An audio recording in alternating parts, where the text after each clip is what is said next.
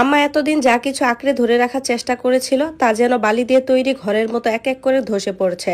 পরদিন সকালে নানা বাড়িতে যখন আমি টিউবওয়েলে মুখ ধুচ্ছিলাম তখন হঠাৎ দেখি গেট দিয়ে আম্মা ঢুকছে। আম্মার হাঁটাহাঁটির ধরন আর মুখের ভাব দেখেই বুঝলাম বড় কোনো কিছু একটা ঘটে গেছে। আম্মা সোজা আমার সামনে এসে দাঁড়ালো, তার চোখে ঘুমহীন রাতের ছাপ স্পষ্ট।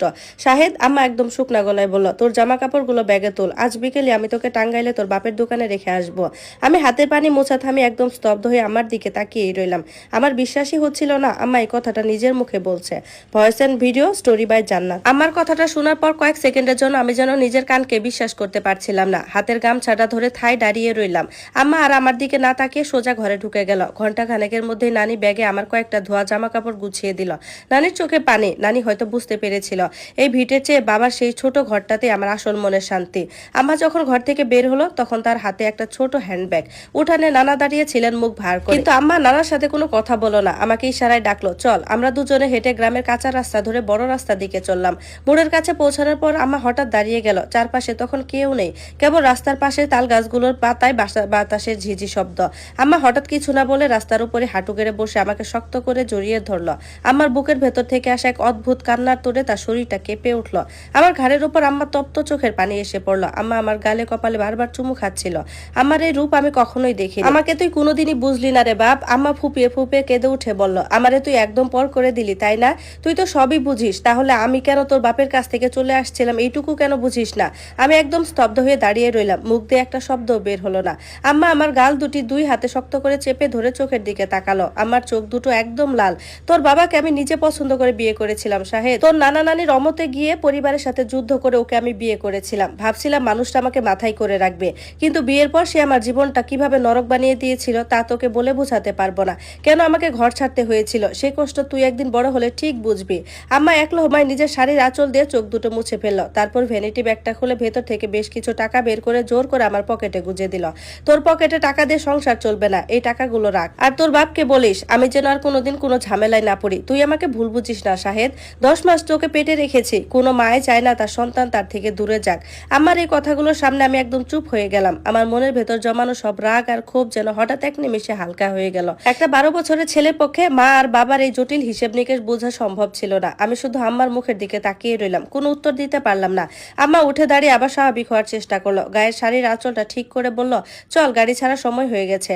লোকাল বাসে ওঠার পর পুরোটা পথ আম্মা আর এক বর্ণ কথা বলল না, জানালার বাইরে তাকিয়ে রইল। কিন্তু তার একটা হাত আমার হাতটাকে খুব শক্ত করে ধরে রেখেছিল, যেন বাছরের প্রতিটি ঝাঁকুনিতে সে নিজের ভেতরের মায়ের অস্তিত্বটুকু আঁকড়ে ধরে রাখার চেষ্টা করছে। বিকেল গড়িয়ে যখন সন্ধ্যা নামার মুখে তখন টাঙ্গাইল বাস স্ট্যান্ডে এসে পৌঁছালো। সেখান থেকে একটা রিক্সা নিয়ে সোজা সেই চেনা গলির ইলেকট্রনিক্স দোকানের সামনে গেলাম। দোকানের ভেতরে একটা টেবিল ফ্যানের কয়েল বাঁধার কাজ করছিলেন আব্বা। ময়লা শার্ট, চোখে চশমা। রিক্সা থেকে নেমে আম্মা আমাকে নিয়ে দোকানের সামনে গিয়ে দাঁড়ালো। আব্বা রিক্সার আওয়াজ পেয়ে মাথা তুললেন। আমাদের দুজনকে একসাথে দাঁড়িয়ে থাকতে দেখে আব্বার হাতের তারের কয়েলটা মেঝেতেই পড়ে গেল। চশমাটা নাকের উপর থেকে সরে নিচে নেমে এলো। আব্বা যেন নিজের চোখকে বিশ্বাস করতে পারছিলেন না। আম্মা এক পা এগিয়ে গিয়ে দোকানের কাউন্টারের সামনে দাঁড়ালো। গলা শর্ট অসম্ভব কড়া আর শক্ত শোনালো, খালেক। আম্মা আব্বার দিকে সোজা তাকিয়ে একদম কড়া গলায় বলল, আমার ছেলেকে তোমার কাছে রেখে গেলাম, কিন্তু একটা কথা ভালো করে কান খুলে শুনে রাখো। যদি ওর কোনো কিছু হয়, যদি ও না খেয়ে থাকে বা অসুস্থ হয়, তবে মনে রেখো সেই দিনই তোমার শেষ দিন। কোর্টের কাগজ কিন্তু এখন আমার কাছেই আছে, এক নিমিষেই তোমাকে জেলে পাঠাবো। আব্বার মুখটা থেমে গেল। তিনি কোনো কথা না বলে শুধু মাথা নিচু করে দাঁড়িয়ে রইলেন। আম্মা এবার আমার দিকে ফিরল। তার কড়া চোখের ভাবটা এক মুহূর্তে হারিয়ে গিয়ে সেখানে জমে উঠল চোখের জলের কান্না। আম্মা আবার আমাকে দু হাতে শক্ত করে জড়িয়ে ধরে ফুপিয়ে কেঁদে উঠল। পড়াশোনা মন দিয়ে করবি বাবা। আম্মা আমার কপালে একটা লম্বা চুমু খেয়ে বলল, কোনো কষ্ট হলে, কিছু দরকার হলে সাথে সাথে আমাকে ফোনে জানাবি, বুঝলি? আমার এক সেকেন্ডও দাঁড়ালো না। শাড়ির আঁচল দিয়ে চোখ মুছতে মুছতে হন হন করে রিক্সার দিকে হেঁটে গেল। রিক্সায় উঠে বসতে রিক্সাওয়ালা প্যাডেল মারতে শুরু করলো। আমি গলির মুখে দাঁড়িয়ে আমার চলে যাওয়া দেখতে লাগলাম। রিক্সাটা আস্তে আস্তে গলির মোড়ে মিলিয়ে যেতে হঠাৎ আমার বুকের ভেতরটা ফাঁকা হয়ে গেল। অদ্ভুত একটা কষ্ট এসে গলাটা চিপে ধরলো। আমি তো এটাই চেয়েছিলাম। কতদিন ধরে মনে মনে এই দিনটার জন্য অপেক্ষা করছিলাম, আব্বার কাছে ফিরবো, স্বাধীন হব। কিন্তু আম্মা এইভাবে কান্না ভেজা মুখে চলে যাওয়ার পর কেন এত কষ্ট হচ্ছে? কতদিন হলো আম্মাকে মন খুলে ভালোবেসে আম্মা বলে ডাকি না। আজ আম্মা সেই কেঁদে ওঠা মুখটা দেখে ভেতর থেকে অসম্ভব ইচ্ছা করছিল পেছন থেকে দৌড়ে গিয়ে বলি, আম্মা তুমি যেও না, তুমি থেকে যাও আম্মা। কিন্তু আমার মুখ দিয়ে কোনো শব্দ বের হলো না। আমি শুধু চুপচাপ দাঁড়িয়ে আম্মার চলে যাওয়ার পথের দিকে তাকিয়ে রইলাম।